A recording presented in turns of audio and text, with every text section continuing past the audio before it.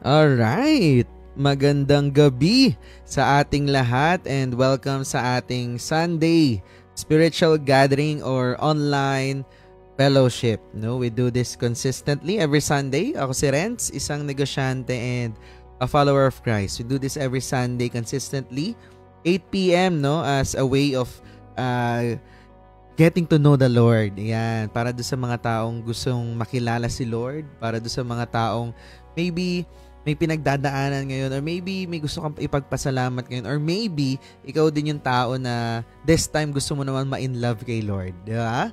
Kasi alam nyo, pag February, madalas yan pinag-uusapan, pag-ibig. Di ba? Pero ang tanong, anong klase ng love? Di ba? Yung love ba na pang moment lang, no? O yung love na forever? Diba? Sabi nga ni Jesus kay Peter, no, sa John 21, Simon, son of John, do you love me? At hindi lang isang beses, kundi tinanong niya ng 3 beses si Peter, no? Kasi ang totoong pagmamahal, hindi lang sinasabi, kundi pinapakita din. So ngayong gabi, pag-uusapan natin naman ang abiding love. Yan yung topic natin ngayon. Isang pag-ibig o love na hindi lang pang imo-imo, kundi talagang forever. So ready na ba kayo? So type nyo dyan sa comments, no, na I'm ready for breakthrough. Di ba? Pero syempre, bago tayo dumiretso sa mensahe ngayong gabi, let's take a moment to be grateful. Ayan, no? So, lahat naman tayo may pinagdadaanan. Pero isa lang ang pinakasigurado, may ginawa si Lord sa buhay mo ngayong linggo. Tama, di ba?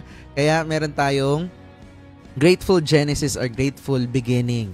Ano yung isang bagay na ipinagpapasalamat mo ngayon kay Lord? No? So yung mga nandito sa Zoom, feel free to unmute and share. And yung mga dyan sa live, comment mo yan. Baka may bonus blessing si Lord sa mga mag-share. Ayan, so ako personally, I'm really grateful sa linggong to kasi it's a week of revelation. It's a week of productivity. Grabe, no? Parang yung isang linggo, feeling ko isang buwan yung lumipas. Sa dami na nangyari.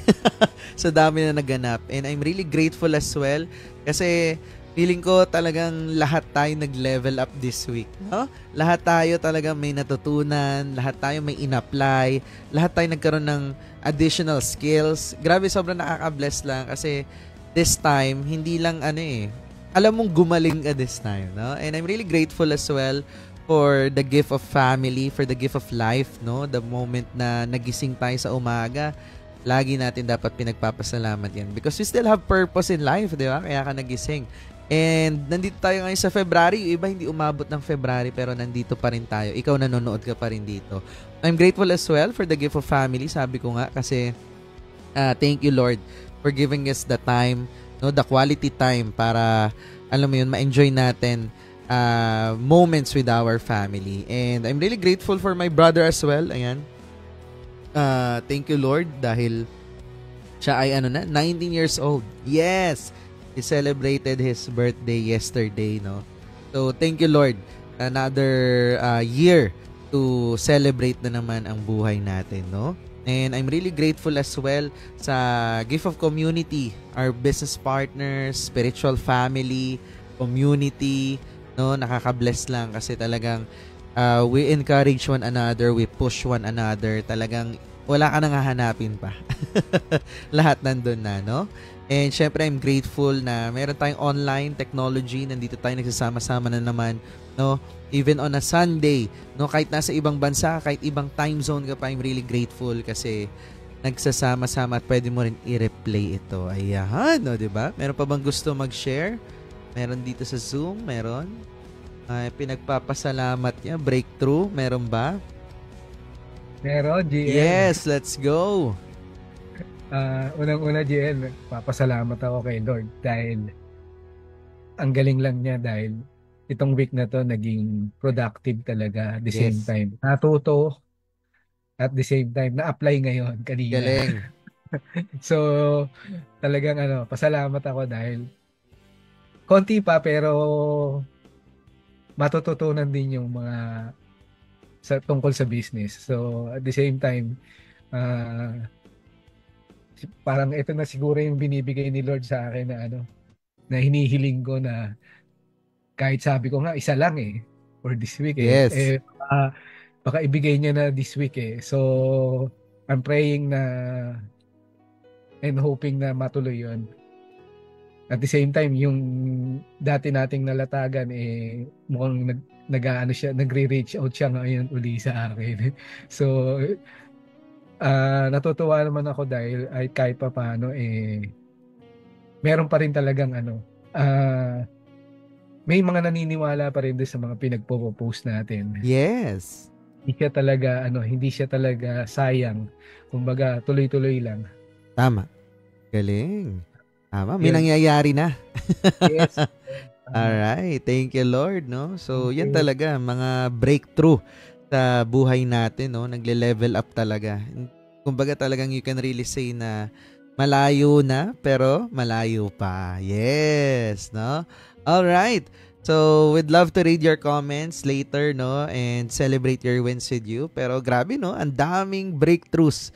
Kita nyo yan, pag grateful ka, mas lalong nakikita ang kabutihan ni Lord, no? So ngayon, excited na akong marinig ang mensahe ng Panginoon ngayong gabi, no? Handa na ba kayo?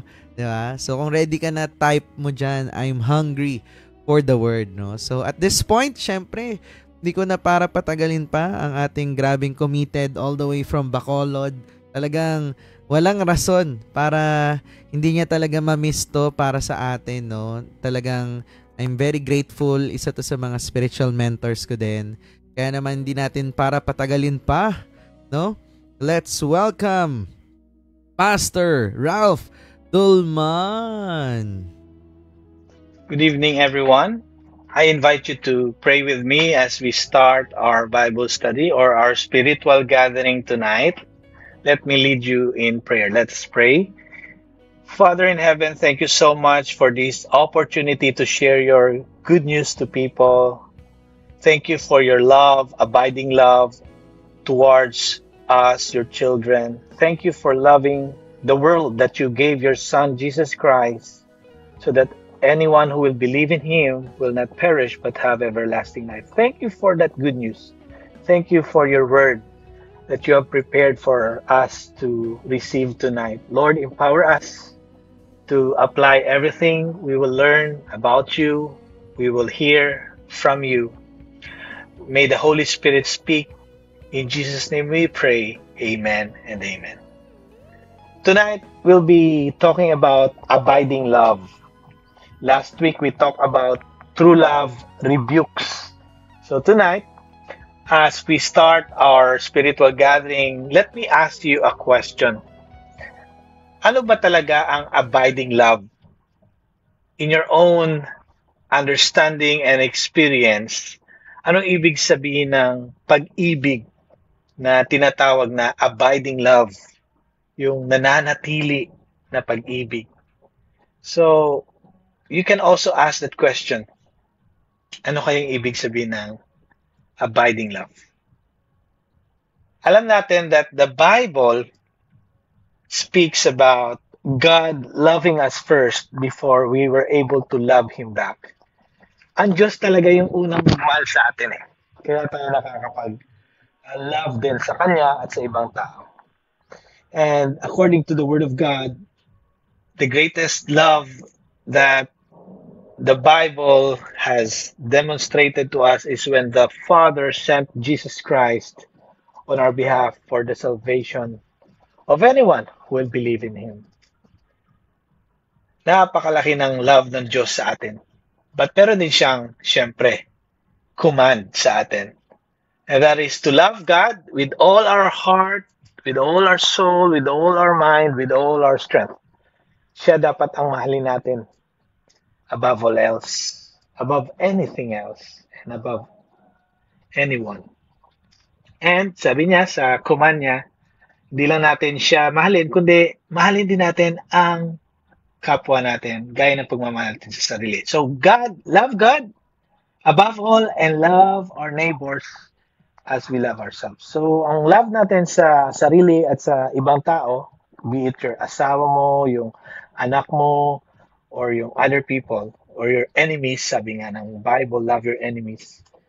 Ang love natin sa ibang tao at sa ating sarili ay pantay lang.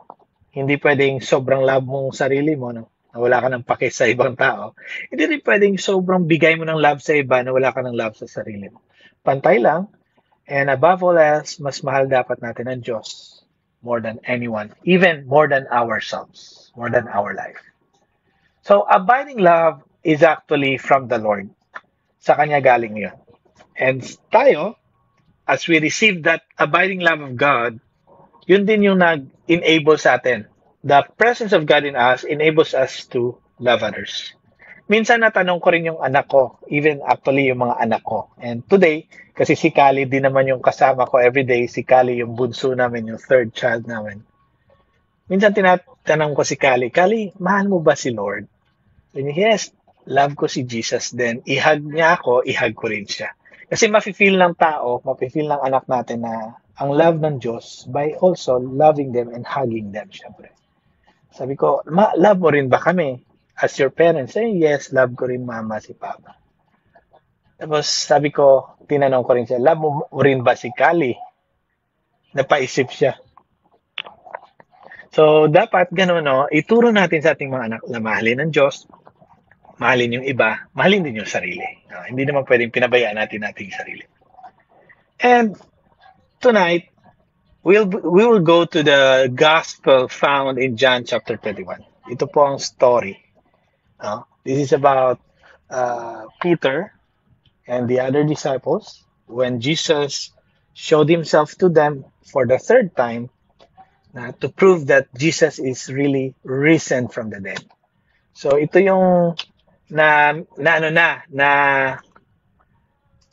tawag nito, na-resurrect na si Jesus this time. Okay. So before this verse sa 15, syempre pag binasa mo yung chapter 1, no, hanggang sa 14, doon mo makikita na Jesus Christ revealed himself to his disciples. At nung nandun siya, nakita niya yung mga disciples na buong gabi yun actually, no, nag-fishing yung mga disciples kasi usually ang fishing time naman talaga is gabi. So, ang nangyari, madaling araw yon, sabi ni Peter, I'll go fishing. And the disciples, other disciples also told Peter, tara, sama kami. So, doon mo makikita, no? Pag nakita mo yung context nito, yung background nito, bakit sila bumalik sa pagiging fishermen, it's because actually, syempre, na-down din yung mga disciples. No? Ikaw ba naman i-deny si Jesus 3 times? Okay ba yon na mahal mo si Jesus, mahal ka ni Jesus? Tapos biglang i-deny mo na kilala mo si Jesus, na kasama mo si Jesus, di ba? Dininay ni Peter yon si Jesus 3 times. At syempre, down din siya spiritually. Nanghihina rin siya. And usually yung tao, pag nanghihina, ano yung ginagawa? Nagre-relapse, bumabalik sa dating gawi. Si Peter, fisherman. Tinawag siya ni Jesus na, come, follow me, I will make you fishers of man or people. Fisher of people na siya dapat. Pero nag-relapse, humina, nanghina, spiritually down, emotionally down, syempre, pumalik siya sa dating gawin. And that is to become fisher. And that is being a fisherman. At sumama din naman yung mga kasama niya sa kanya. Ito yung maganda, no? When we are down, we are with people. Do not isolate yourself. Si Peter, sumama rin yung mga disciples sa kanya. Kasi nangihina rin yung ibang disciples. So, sa time ng relapse natin, even sa emotional, psychological, spiritual, relational, whatever relapse you have, bumalik ka sa dati mong nakasanayan kasi bumagsak ka somewhere along the way. As you follow Christ, hindi maiwasan yon. Even Peter experienced it. Ang ganda lang is, hindi siya nag-isolate ng sarili niya. Although yung ibang disciples like Thomas, nag-isolate muna siya. Hindi naman pangit minsan mag-isolate ka, pero hopefully, you still recover with the people of God, with the church. Do not isolate yourself from the church. No? Always be with the fellowship of God's people kasi mas may makukuha tayong wisdom kung kasama natin ang mga anak ng Diyos. Siyempre, we have our barkadas. Not all of them are Christians. But again, never ever isolate yourself away from the fellowship of believers. And so, ang nangyari, sabi, nung nakita na nila si Jesus that time, madaling araw, si Jesus nandun sa dalampasigan, sila, walang huli, buong gabi for sure, buong madaling araw, wala silang nahuli. Sabi ni Jesus, may huli ba kayo? Sabi nila, wala. Sabi ni Jesus, itapon nyo, ihulog nyo yung net nyo sa kanan. And so they followed Jesus' instruction. And lo and behold, nagulat sila, ang dami nilang huling isda because they followed Jesus. And John, no, yung disciple who loved Jesus, nakita niya sa bukang liwayway early in the morning, parang si Jesus yon. Peter, si Jesus yon. Nung sinabi niya yon, si Peter na na-realize niya na totoo nga, tama si John, si Jesus yon, nasa dalampasigan, sila nandito, mga hindi naman ganun kalayo sa dalampasigan, no? Pero malalim yon, syempre. Sinuot niya agad yung outer garment niya at lumangoy. Inunahan niya si John. Although si John yung unang nakakita, naka-recognize, si Peter na una nag-jump sa water. And yun na nga, ang dami nilang huli, malalaking isda, pero hindi na break yung net, ha? Kahit maraming isda. The Lord made sure na enough lang yung isda na hindi rin ma-break yung blessing, no? Hindi rin masayang yung blessing. Ganun si Lord, eh. Once binibless ka niya, ayaw niyang nasasayang yung blessing na binigay niya sa'yo. No? Whatever blessing you have, you must be a good steward of that blessing. Whatever it is, family, marriage, children, business, or ministry, whatever God has entrusted to you, He will make sure na hindi rin yung masasayang. And so, ang ganda, kasi sabi ni Jesus,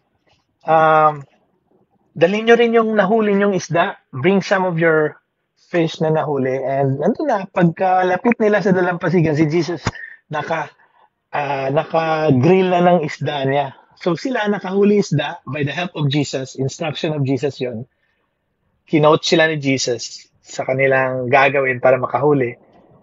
And lo and behold, si Jesus may naluto na doon sa dalampasigan. No? May iniihaw na si Jesus na isda. At sabi niya, dalhin nyo rin yung mga nahuli yung isda because magbe-breakfast sir. Come, let's have breakfast. Diba napakaganda?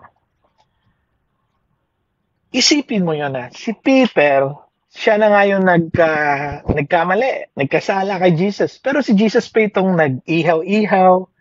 Si Jesus pa itong nag-invite, sige, come, eat with us, eat with me. Let's have breakfast together. Di ba? Galing, no? Pinakain niya kahit, although si Peter yung may mali sa ginawa niya, di ba? Si Peter yung nag-deny. Pero si Jesus yung nag-initiate na ma-reconcile si Peter sa kanya. No? Sinimulan niya sa pag-coach kung saan ihulog yung net, nakahuli sila ng isda, nag-grill pa siya ng isda, in-invite niya pa, pinakain niya pa yung mga disciples kasama si Peter. And this is the time when Jesus reinstated Peter. But before that, pinakain niya muna. Isn't that how beautiful our God is? Ganon ang ginawa niya, no? Down na down tayo, papakainin pa tayo. Na-remember ko noon, nung bata pa ako, na actually, wala ako sa bahay ngayon, nasa cousin ko ako ngayon. And this is our old house na ang mga cousins ko na nakatira ngayon yung bagong mag-asawa. Naalala ko noon, every time meron akong ginawang mali sa mga parents ko or sa lola ko na nagdidisiplina sa amin, pag uwi ko ng bahay, kinakabahan ako. Pero yung tatawagin ka, oh, halika, kain ka na. Kahit may ginawa kang mali, na dapat in-expect mo, papagalitan ka, papaluin ka, di ba? Pero yung sasabihan ka, kain ka na, halika na, nag-dinner na tayo, parang nawawala yung kaba mo at nakakabalik ka ulit sa confidence mo na mahal ka talaga ng parents mo, ng lola mo, di ba? So, ganun din naman si Lord.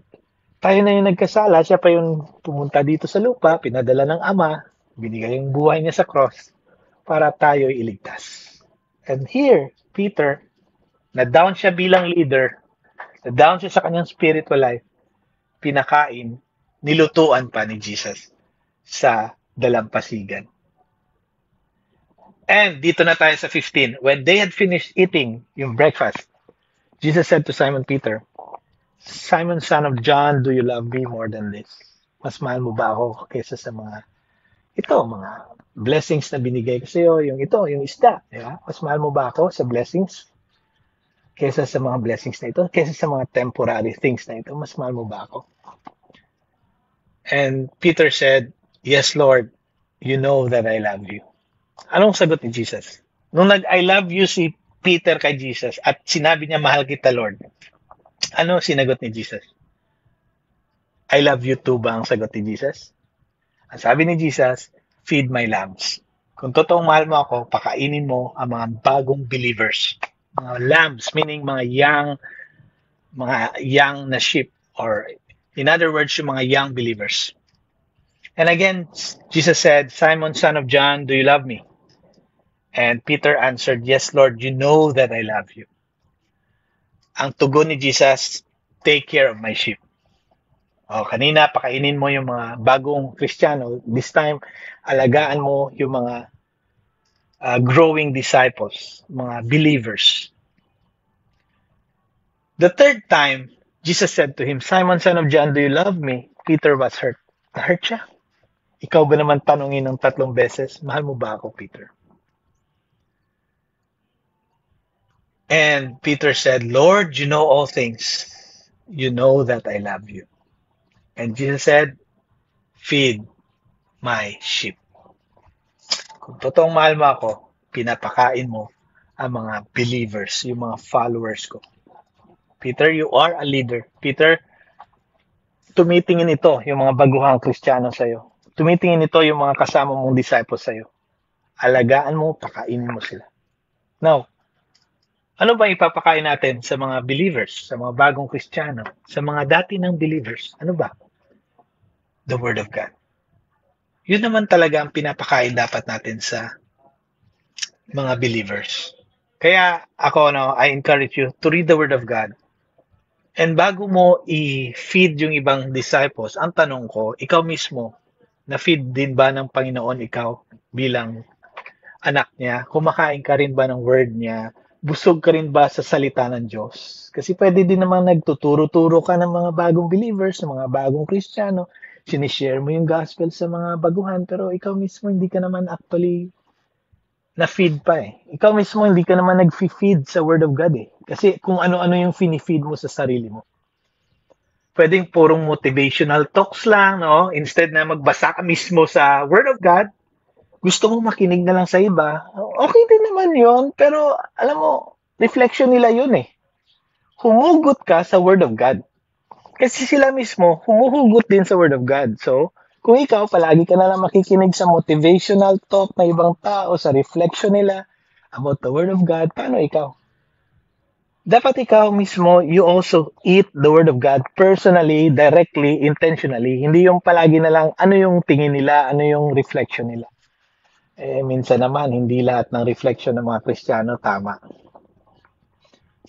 Yung iba, kinopya lang din sa iba. So, anong nutrients yung makukuha mo? Mas maganda, let God speak to you through His Word. Basahin natin ang salita ni Lord. Okay? And nakita nyo naman, feed, take care, feed. Kung totoong mahal mo si Lord, sabi ni Jesus, kung totoong mahal mo ako, Peter, feed my sheep. Kamusta tayo, kapatid? Kung totoong mahal natin si Lord, ang salita ni Lord, pinapakain natin yon sa iba. Tayo, busog din sa salita ni Lord. Kasi si Lord nangungusap sa atin sa kanyang Biblia. Tayo rin, pinapakain natin ang Word of God ang mga tao.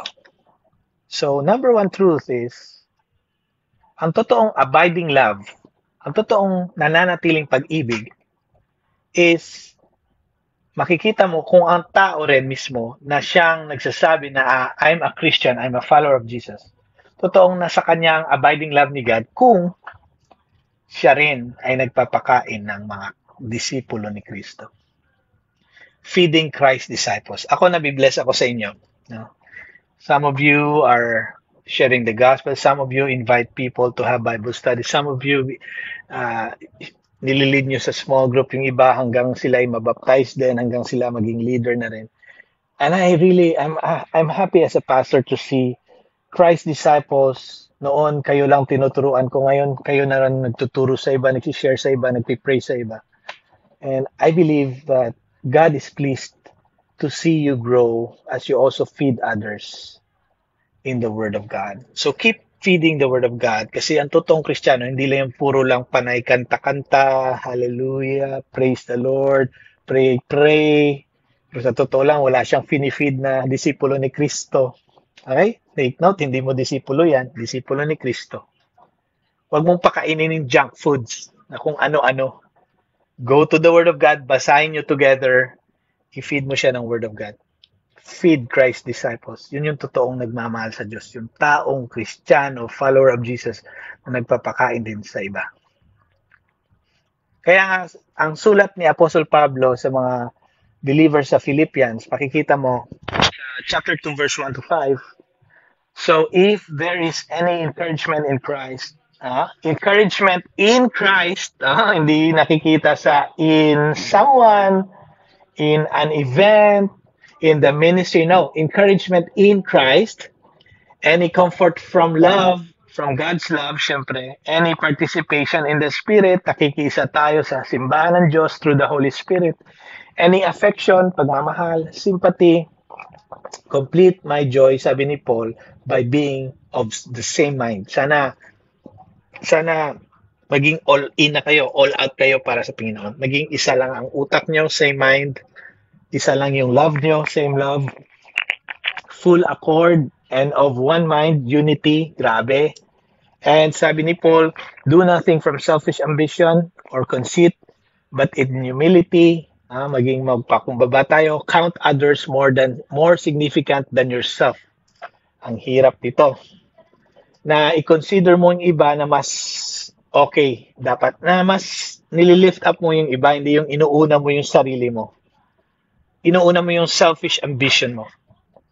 So, in the humility that comes from the Holy Spirit, may we count others more significant than ourselves. Paano yon? Ito yon. Let each of you look not only to his own interest, but also look after the interest of others. Look to the interest of others. Wag lang puro sarili mo yung inauna mo. You know what? This is about ganito, ganyan. Pero actually, this is about you. No? Kaya inuuna natin yung ibang tao. No? Doon mo matitest talaga kung if-feed mo, willing ka mag-feed ng disciples ni Christ kasi you're always thinking of others. You're always thinking of their interests. You're always thinking of their growth, of their journey as new Christians. At kahit hindi pa sila bagong Christian, you're always thinking na paano pa sila umangat sa kanilang Christian life. No? Tingnan niyo si Jesus, di ba? Oo, may sablay si Peter, pero tinulungan niya si Peter na mag-angat sa kanyang career, ha? Tinuruan niya, sabi niya, drop your nets sa right side, di ba? So, hindi niya binuli, hindi niya pinahiya, pero tinulungan niya pa. Sa kabilang, ano ang tawag doon? Datapwat, tinulungan niya pa si Peter sa kanyang pagiging fisherman para maging successful siya. So, yun ang ibig sabihin ng you look to the interest of others. Yun, isinabuhay ni Kristo yun. So, sabi niya sa mga disipulo, sabi ni Paul sa mga believers sa Philippi, sabi niya, have this mind among yourselves. Dapat ganito kayo mag-isip. Always thinking of others better than yourself. Thinking of the interest of others. Which yours in Christ Jesus. Nasa inyo na to yung ganitong pag-iisip. Kasi na kay Kristo na kayo Hindi na ito trying hard na, so, pastor, mag-isipin ko na palagi yung iba. Yes, matik yan. Because you have this mind among yourselves because which is yours already in Christ, sabi ni Paul. So, hindi ito pilit. You always have that mind of how to build up others, how to help others umangat sa relationship nila kay Jesus.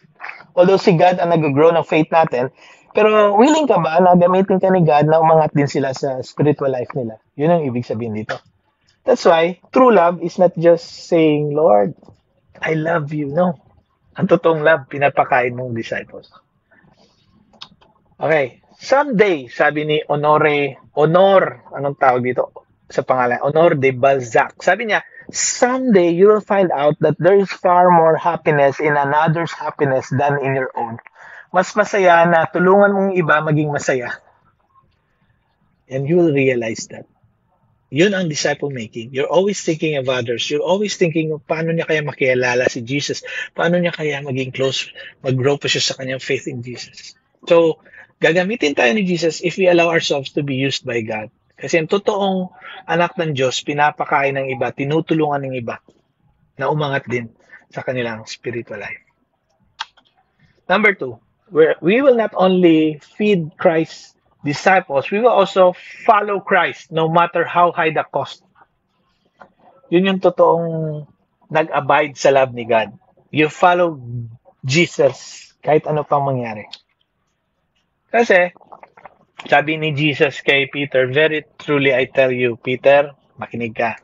When you were younger, you dress yourself, pumunta ka sa gusto mong puntahan, but when you are old, someday you will stretch your hands, someone will dress you, someone will lead you where you do not want to go. Pero ang ibig sabihin pala nito, hindi na siya aabot ng old age.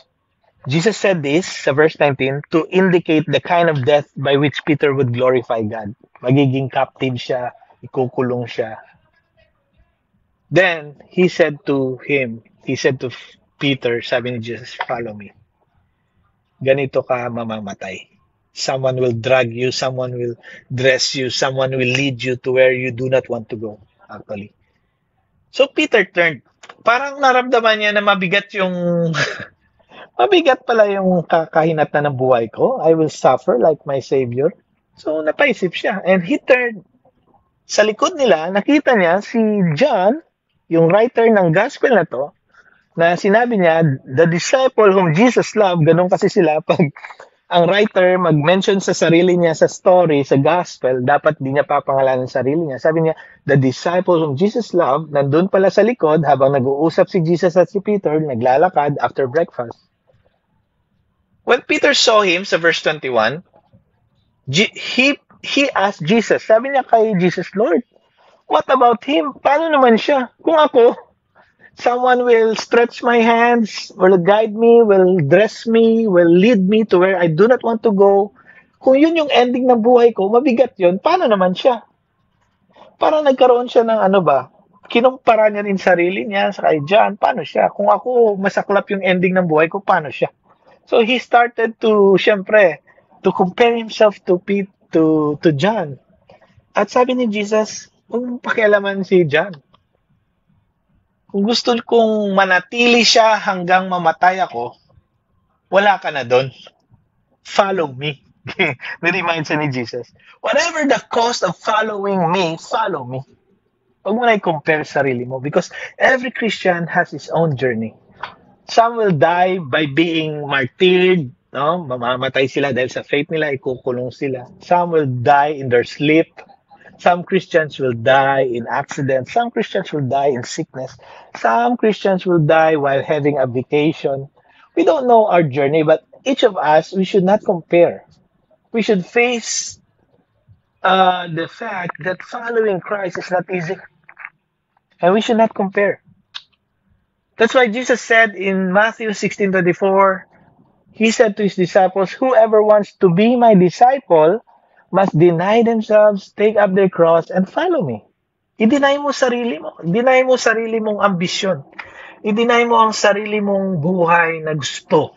If you want to follow me, then take up your cross. Willing ka dapat mag-suffer for the name of Jesus. For my name's sake. Yun ang paalala sa atin as disciples of Christ. If we really love Christ, we feed Christ's people, and we follow Christ no matter what. Kahit ano pa yan.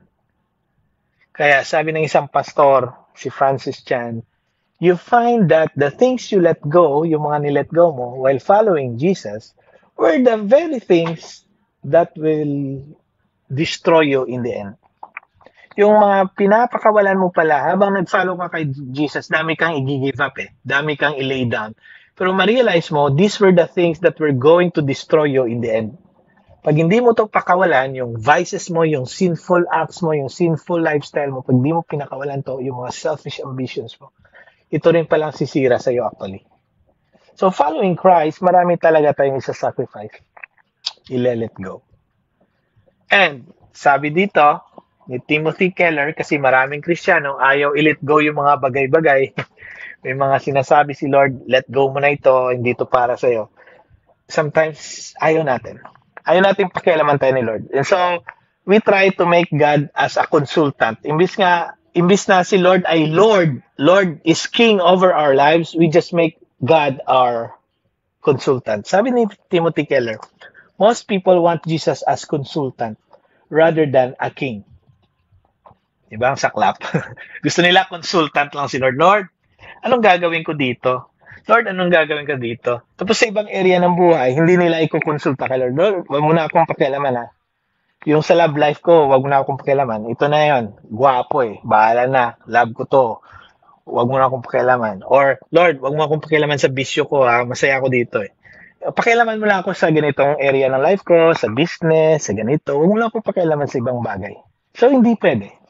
Don't make God as if He's just a consultant of your life. Make God and submit to Jesus as your king. Okay? Again, ulitin ko, most people want Jesus as consultant rather than king.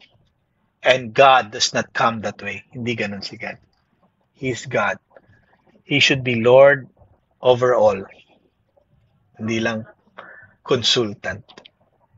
And lastly, kanina, feed Christ's disciples, follow Christ no matter what the cost. And last, finding strength in Christ alone. That's number 3. Dapat humugot tayo ng lakas kay Kristo lang. Si Peter, nung nakita niya yung pangit, masakit yung ending niya pala bilang disciple ni Christ, sabi niya, ano siya? Nag-compare na siya. Sometimes, like Peter, we to compare ourselves to others na para bagang pag feeling mo lamang ka sa iba, mas malakas ka, mas righteous ako sa kanya. Paano siya? No? Paano na lang kung kinumpare mo yung sarili mo sa iba at mas angat siya sa'yo, edi nang hina ka ngayon. Kasi nang humuhugot ka ng lakas sa pag-compare. Or sabihin mo, ikinukumpare mo sarili mo sa mas angat ka. So sabi mo, oh, mas better off ako sa kanya. Mas malaki kita ko. Mas okay ako. Mas nauna ako sa kanya bilang Christian. No? So you find strength in comparing. Paano kung yung kinukumpare mong tao, feeling mo ganito siya, pero after a year, ganito na siya. Nanghina ka na naman. Don't find your strength in comparing yourself to others. Don't find your strength in your family. Don't find your strength in your anak na sasabihin mo para ka tinatanong ng Nescafe para kanino ka ba bumabangon kasi feeling mo sa mga anak mo, kasi feeling mo ang lakas mo galing sa kanila. What if kunin ni Lord ang mga anak mo? What if kunin ni Lord yung business mo? What if kunin ni Lord yung marriage mo? So, find strength in Jesus Christ alone, not in your family, not in your children, not in your business, not in yourself. What if yung galing mo sa pagnenegosyo biglang nawala, na-stroke ka, hindi ka na makagalaw? Sana ngayon ka huhugot ng lakas. Let's find our strength in God alone, in Christ alone, in His Word alone. Even kaming pastor, kung mali yung hugot ng strength namin, kung hugot kami ng strength sa ministry, paano kung kinuha ni Lord yung ministry sa amin at hindi na kami pastor? So sana yung strength namin. Our strength should come from God, from Jesus Christ. Again, when Peter saw John, he asked, Lord, what about him? Kung ako, and ending ko, magsasuffer ako as your disciple, paano siya? Jesus answered, if I want him to remain alive until I return, what is that to you? Anong pakialam mo sa kanya? You must follow me. So follow Jesus. And find strength in Jesus. Wag sa mga tao. Wag sa asawa mo, wag sa anak mo, wag sa business mo, wag even sa ministry. Find your strength in Jesus Christ. Merong isang story sa Old Testament, sa 1 Samuel chapter 30 verse 6. Ito pong story na bale sila David at ang kanyang mga under sa kanya na soldiers ay dumating sila sa isang lugar na kung saan nawala na yung kanyang mga anak, asawa, family, kinuha na ng mga kalaban. So na-distress sila. So bilang leader, mas na-distress si David na nawala, pati si David, nawala yung dalawang asawa niya. Okay? So again, disclaimer, hindi nire-recommend ng Bible na marami tayong asawa. Okay? dinidescribe lang sa story na dalawang asawa ni David kinidnap. Pati yung mga asawa at anak ng mga co-soldiers niya. Okay, dinidescribe. Hindi piniprescribe. Hindi tinuturo na dapat maraming asawa. Dinidescribe lang, okay? So, now, David was greatly distressed because the men were talking of stoning him. Sabi ng mga under sa kanyang mga soldiers, mga commanders niya, stone na lang natin si David. Stone to death natin siya. Hindi siya, parang sinasabi nila, hindi ka na kasi magaling na leader eh. Tingnan mo nangyari sa mga asawa, anak namin. Dinala ng kalaban, kinidnap ng mga kalaban. Paano na lang kami? And so each one was bitter in spirit because of his sons and daughters na nawala na sa kanila. And kaya naplano nila na sabi nila, stone to death natin si David. Bilang leader natin, stone to death. He doesn't deserve to be a leader anymore. Parang yun yung sinasabi nila kay David. But you know what? As a leader, David found strength in the Lord his God. Although na-distress na rin siya, na-bitter din, na-distress siya, na-problema siya dahil na-bitter yung mga kasama niya sa kanya, galit yung mga kasama niya sa kanya. But he found strength in the Lord. Ganon din dapat sa atin. Humugot tayo ng lakas sa Panginoon. Kasi kung sa tao tayo humuhugot ng lakas, what if one day marinig natin yung taong nag-expect tayo na sana i-appreciate tayo, hindi na tayo na-appreciate. Di ba? May mga parents na sabihin nila, ginagawa ko tong lahat para sa anak ko. Tapos, marinig mo sa anak mo, manggagaling yung mga salitang hindi siya thankful sa'yo, naging busy ka sa work, hindi niya na nakulangan siya sa attention mo. Alam mo yun, imbis na maging source mo ng strength, yun ang hina ka palalo. Kasi binigay mo lahat mo eh. Binigay mo lahat ng lakas mo sa pag-earn ng money para sa anak mo. Tapos yung anak mo, maririnig mo, Papa, hindi naman tong gusto ko eh. Ang gusto ko yung presensya mo, hindi yung money mo, di ba? Ang sakit na na. So we should find strength in God, not in our family, not in our kids. Yes, go to work, do business, create wealth. But please, huwag kang humugot ng lakas sa money mo kasi pag nawala yung money mo or bumaba yung money mo, nanghihina ka rin. Find strength in God. So ganun din sa Christian life, huwag tayong humugot ng strength sa business, sa family, sa ministry, sa pera, sa property, sa possession, sa position mo sa society. Paano kung na-demote ka? Eh di wala ka ng strength ngayon. Kaya nasulat yung Psalm 94 verse 17 to 19, Amplified Bible. Sinabi dito ng salmista, if the Lord had not been my help, kung hindi si Lord ang nagtumulong sa akin, sabi niya, I would soon have dwelt in the land of silence. Siguro nasa impyerno na ako. Siguro namatay na ako. Land of silence. Kung hindi ako tinulungan ni Lord. If I say my foot has slipped, nadulas ako. Sabi natin, nadulas ako, sabi ng salmista. God's compassion and loving kindness will hold me up. Yung loving kindness at compassion ni God ang mag-aangat sa akin.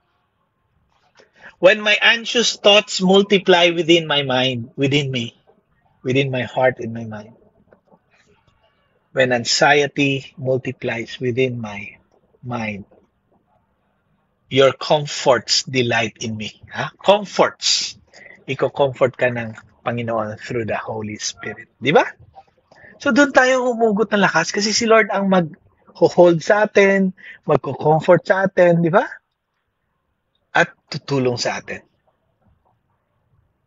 You know what? In times of trouble, kahit yung best friend mo, time will come, hindi yan lapit agad sa'yo or makakasaklolo sa'yo, makakabigay tulong sa'yo. Kahit sino pa yan, asawa mo man yan, best friend mo man yan, one day, tao din yan. May mga times na hindi yan makakatulong sa'yo. Kasi tao yan eh. Even your pastor like me, I will not be there every time. But I assure you, Jesus Christ will be with you always and He will never leave you nor forsake you because His Holy Spirit will be with you even until the end of time. So find strength in God. as we wrap up this lesson, first, feed God's flock. Pero bago yan, we have to be reminded that because of God's abiding love sa atin, we are fed. Siya mismo, pinapakain tayo so that we can feed others. You cannot feed others kung ikaw mismo hindi ka fed ni Holy Spirit. Because of God's abiding love, we are led by Christ. He is our shepherd. He leads us. And so we can follow faithfully and obediently. Because of God's abiding love, last na to, we find strength in Christ so we can strengthen others. Yun yung totoong abiding love ng God. Siya muna sa atin, nagmamahal sa atin. And so, we can also feed others. We can also be faithful to God and follow God. And we can strengthen others because siya mismo is strengthen niya tayo. And most of the time, the Lord will use His word, His scriptures. And He will use mentors, He will use pastors, He will use sermons like this. He will use spiritual songs to encourage us.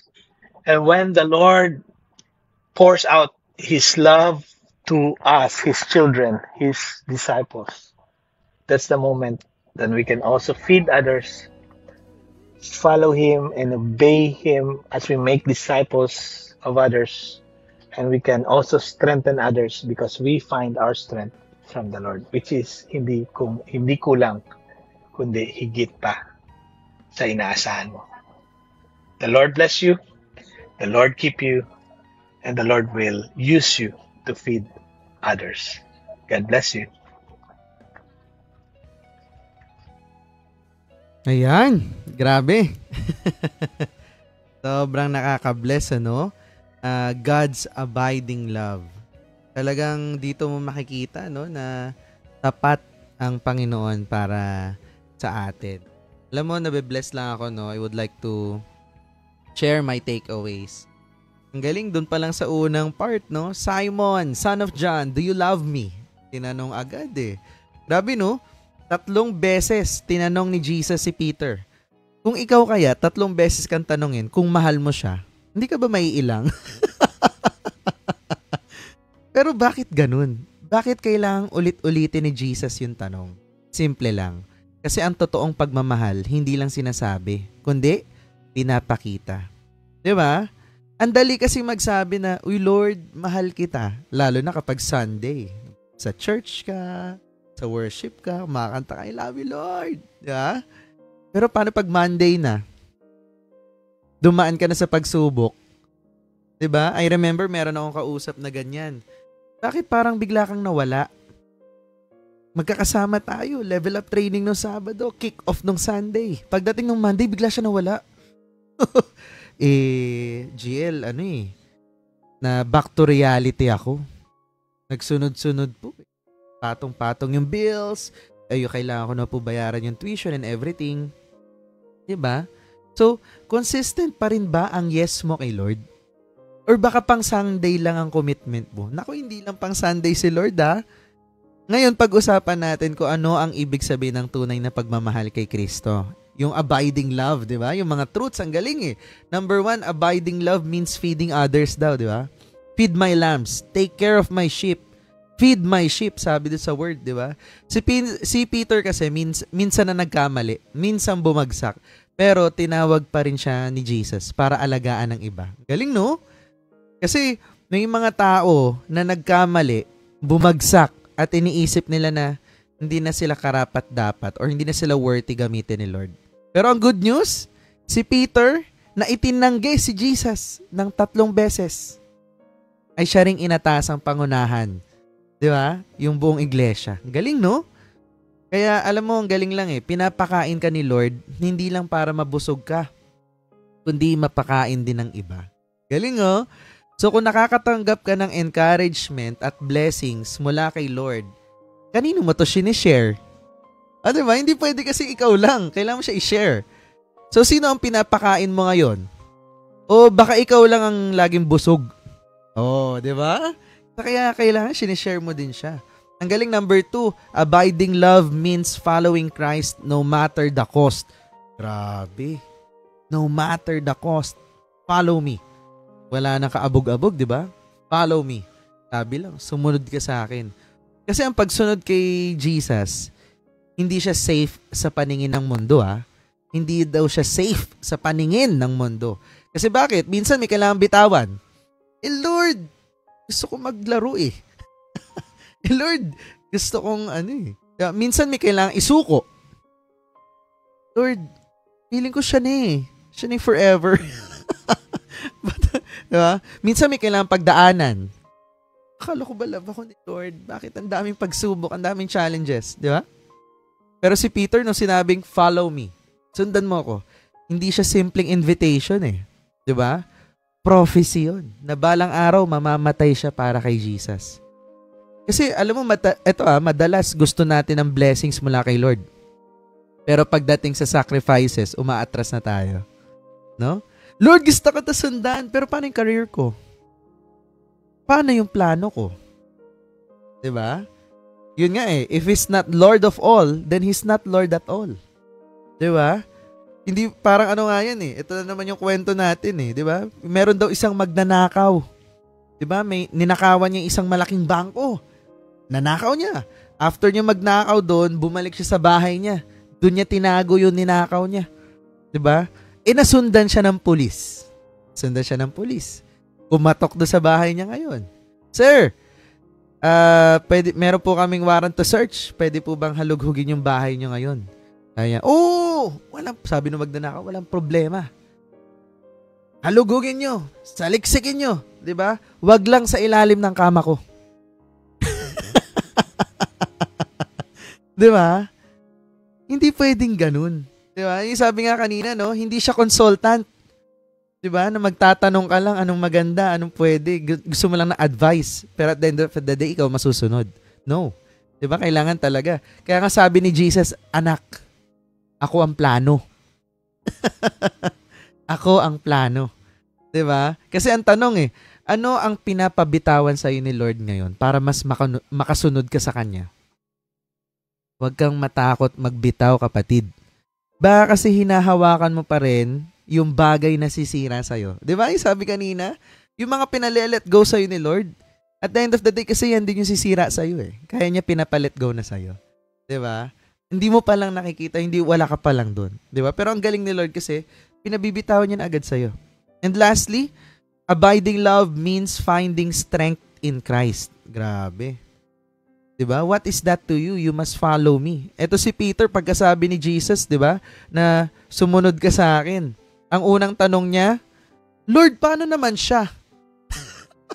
Diba? After sabihin ni Jesus na ganito ka mamamatay. Pak. Tapos bigla siyang ang unfair naman nun, paano si John?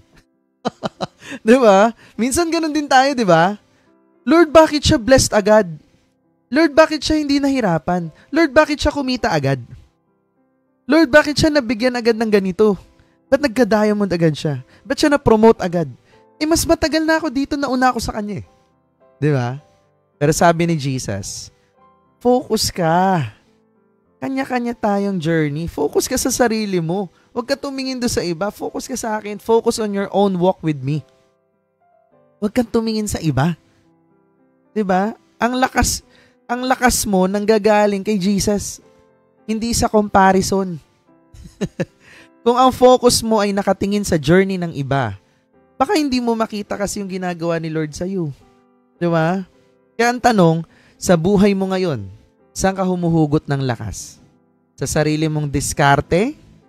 O kay Jesus? Ang galing, no? Yung mga umattend ng Wednesday fellowship, parang ito din yung diba? Baka kasi masyado ka nakatingin sa iba kaya hindi mo nakikita yung ginagawa ni Lord sa'yo. No? Kaya ang galing, no? Love is not just words. It's action. Huwag lang nating sabing mahal natin si Lord. Pakita natin to sa paraan ng ipamuhay natin siya. Diba? And following Jesus has a cost. But it's worth it. Hindi madaling sumunod kay Jesus. Pero kahit anong isuko, kahit anong i-give up natin, kahit anong ipalet go niya sa atin para sa Kanya, higit pa ang kapalit na ibibigay niya. Lagi mo tatandaan yan. Higit pa. Kung ano man yung ipapalit go sa'yo, higit pa yung kapalit na ibibigay ni Lord sa'yo. no? And lastly, comparison kills. Di ba? Huwag ka na magkumpara. Nakamamatay. Literal. Instead, magtiwala ka kay Jesus na siyang nagbibigay talaga ng lakas. Huwag tayong tumingin sa journey ng iba. Focus ka lang sa assignment na binigay sa'yo ni Lord. Ang pinaka-importante, si Lord, hindi niya sinukuan si Peter. Kaya kapatid, hindi rin siya susuko sa'yo. Grabe, no? Sobrang tindi ng message natin tonight. Ngayon gusto ko marinig kayo. 'Di ba? Anong part ng message ang pinakatumama sa puso mo ngayon, no? Ano yung realization mo na gusto mong i-take home ngayong linggo? So, yung mga nasa Zoom, feel free to unmute and share. Yung mga nasa live, comment mo na yan. Baka may bonus na blessing si Lord sa mga mag-share. Hindi, joke lang. So let's take a few minutes to hear from you guys. So kayo mahiya, no? Baka kasi yung testimony mo ang maging encouragement na kailangan na marinig ng iba. Go! Sino gusto mag-share?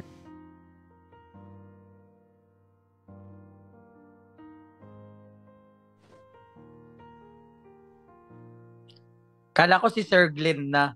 Kasi umano na siya. Parang nakaganon sa jello. Bigla umabante, di ba? Hinahanap niya pa yung unmute Ikaw na ba, Sir Glenn? Ikaw po muna o ako? Okay, ako daw po muna. Siyempre, una-una, praise the Lord for this gathering. Ang galing nakaka-bless, no? Kasi very important na ako, Jello, not for anything. Nasa position ako right now na alam naman natin na malapit ang dumating si Lord. Hindi man natin alam kung kailan. Pero it's time to, talaga. Kwento ko lang muna, Jello, kahapon, Saturday, galing ako sa isang training ng isang sobrang inaay ko talagang pastor sa Phibias na sobrang galing. Professor ko sa Jello nung nag-Bible school ako sa evangelism. And sabi ko nga, very relatable kasi talaga siya na pastor. Parang yung topic na mabigat, yung talagang very complicated, kaya niyang i-address sa tao nang maintindihan ng magaan. So, ang galing. And sabi ko nga kahapon sa kanya na kahapon doon na sinner ko, naging ngayon sinabi ko ngayon na malapit ang dumating si Lord. And kailangan talaga natin, kasi para tayong kutsilyo na kailangan natin nasain Tama. Para mas lalong lumago, mas maging on par. And at the end of the day, yun yung sinasabi ni Pastor Ralph kanina na at the end of the day, kung talagang mahal mo si Lord, we fall back doon sa part na we need to share the word of God. Kaya yun yung unang tumatak talaga sa akin, JLO, na ang laki talaga ng responsibilidad talaga natin na i-share talaga yung salita ng Diyos, na kung mahal mo talaga si Lord, hindi ka papayag na hindi ka mag-feed ng salita niya sa mga unbeliever. Hindi lang unbeliever, even yung mga nati-disciples mo. Kaya kanina, kinontak ko ulit yung mga, may GC pa pala kami, ang galing. Ito, JLO, na to, parang 4 years GC, parang ganun. Grabe. Wala pa. Oo, ito JLO. Meron kasi akong GC ng mga junior family. Yan yung mga na-reach out ko na mga kabataan before. Wow. Bago pa ako mag-JC. I think 4 years, 5 years. Tas meron pa pala, tas nakita ako, tas sabi ko, hello guys, kamusta kayo? So, yun na naman, pag nakiririnig ko talaga si Pastor Ralph, talagang nire-remind tayo dun sa calling and purpose natin na walang iba kundi i-share yung salita ng Panginoon, and also to disciple yung yung mga na reach out natin for His glory. And also, Jello, ang laking part din sa akin ng impact yung we find strength in Christ. Kapag kasi talaga ako, for me, based on my experience, kapag talaga kasi hinanap mo yung strength mo sa ibang tao, hindi siya, iba yung joy may kulang.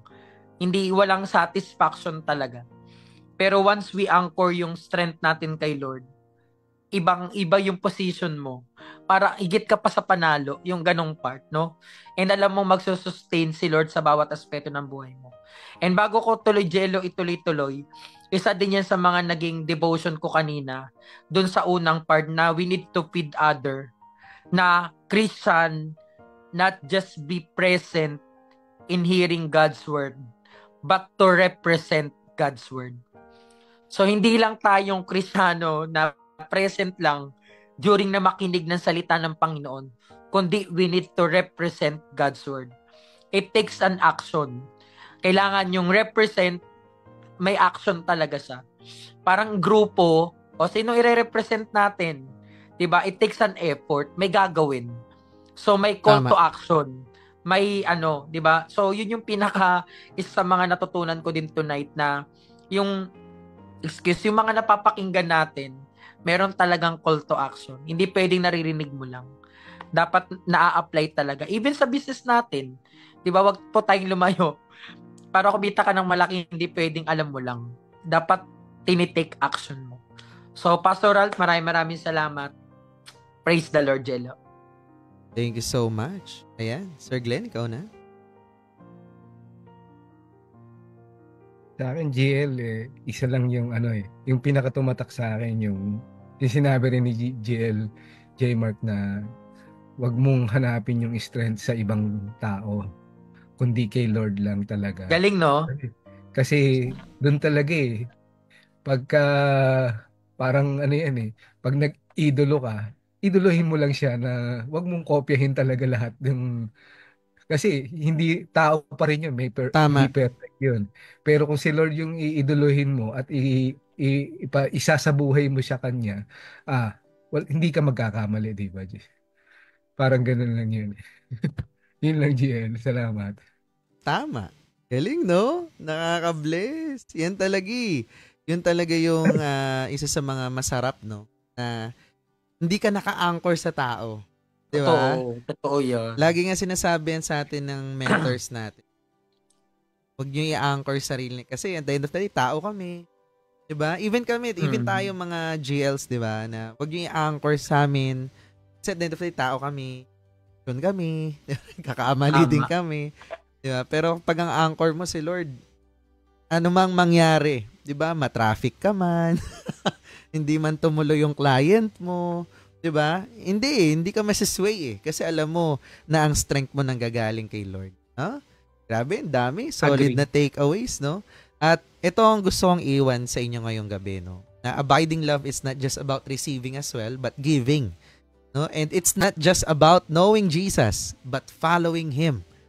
And it's not just about being strong, but finding strength in Christ. At ang pinaka-importante, si Lord hindi sinukuan si Peter at syempre, hindi kanya rin susukuan. Diba? Alright, so syempre, bago natin tapusin ito, let's have our closing prayer. Ayan. So, I will lead the prayer na, no? Lord, hallelujah, maraming salamat, Lord. Salamat po sa ito, Lord, sa big mo, Lord. Hindi lang panandalian, kundi isang pagmamahal na nananatiling matatag, Lord. Hindi kailanman nagbabago, Lord. Lord, tulad ni Peter, minsan mahina kami, Lord. Minsan nagdududa din kami. Minsan natatakot din kami. Minsan mas inuuna namin ang sarili naming plano kaysa sa plano mo, Lord. Pero ngayong gabi, nandito kami ngayon, Lord, handang lumapit muli sa'yo. Lord, patawarin mo kami, Lord, sa mga panahon na mas pinipili naming sundin yung gusto namin kaysa sa kalooban mo, Lord. Masyado kami nakatingin sa buhay ng iba, Lord. Kaya hindi namin nakikita ang ginagawa mo sa amin. Sinasabi namin, mahal ka namin, Lord. Pero kulang yung pagsunod at commitment namin sa iyo. Ngayon, Lord, we surrender everything to you. Binibigay namin ang puso namin, ang buhay namin, at buong pagkatao namin sa iyo, Lord. Hindi lang bilang tagapagligtas, kundi bilang Panginoon ng aming buhay, Lord. Lord, teach us. Teach us, Lord, how to truly love you, Lord. Hindi lang sa salita, kundi sa gawa. Hindi lang tuwing Sunday, Lord, kundi sa bawat araw ng aming buhay, Lord. Hindi lang kapag madali, kundi lalo na kapag mahirap, Lord. Lord, I want to declare breakthrough sa buhay ng bawat isa dito. Lord, Panginoon, sa linggong ito, nananalangin kami ng breakthrough, Lord. Breakthrough sa faith namin, Lord. Mas lumalim ang relationship namin sa iyo, Lord. Breakthrough sa family namin, Lord. Dalhin mo ang forgiveness at pagkakaisa, Lord. Sabi nga ni J. Mark kanina, we represent sa aming mga tahanan, Lord. Breakthrough sa aming calling, Lord. Gamitin mo kami para maging liwanag at pagpapala sa iba, Lord. Breakthrough sa aming pangarap, Lord. Ikaw ang magbukas ng tamang pinto at magbigay ng tamang direksyon, Lord. Breakthrough sa aming pagsunod, Lord. Kahit minsan mahirap, bigyan mo kami ng tapang na sundan ka ng buong puso. At higit sa lahat, Lord, huwag mo kaming hayaan na bumalik sa dati naming buhay.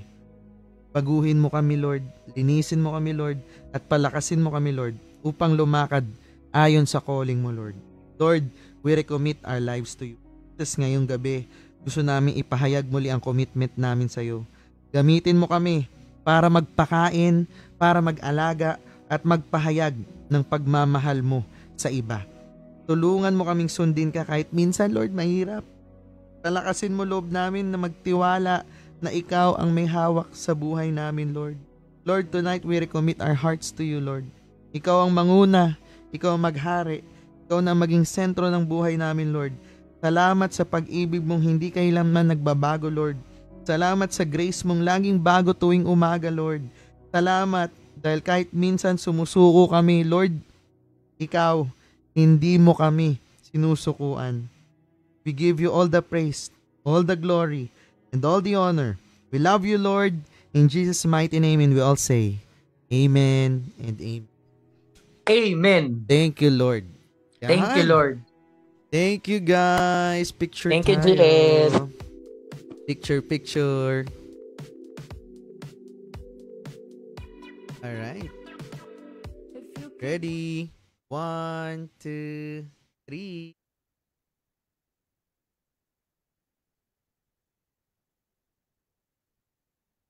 Thank you so much. God bless po, Jello. bless. Thank you so much.